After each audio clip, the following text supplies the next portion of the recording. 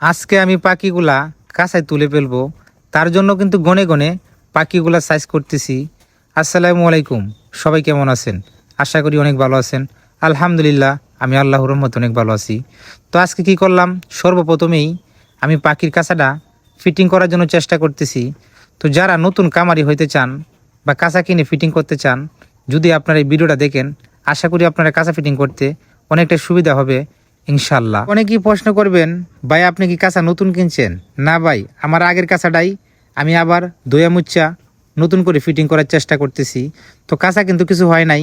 তো আমি কিন্তু কাঁচা কেনার আগে সর্বপ্রথমেই রং দিয়ে নিছিলাম, তার জন্য আমার কাঁচায় কোনো জং পড়ে নাই। আমি একটা কথাই বলতে চাই, নতুন কামারি ভাইদের উদ্দেশ্যে, যদি আপনারা এরকম কাঁচা কিনতে চান, কাঁচা কেনার পরে কিন্তু আপনি হালকা রং দিয়ে নেবেন, তাহলে আপনার কাঁচাটা জং পড়বে না, অনেক দিন যাবে ইনশাল্লাহ। তো এই কাঁচাতে পাখি হেলার অনেকটাই সুবিধা আছে।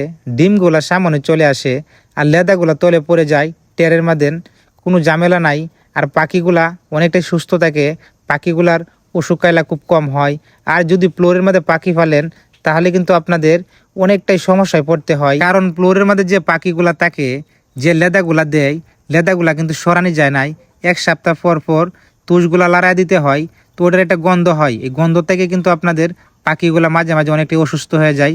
তার জন্য বলতেছি, ফ্লোরের থেকে কাঁচার মধ্যে পাখি ফেলা আসলে অনেকটা সুবিধা আছে। তো আশা করি যারা নতুন কামারি হতে চান, আমার কথাগুলো আপনারা বুঝতে পারছেন।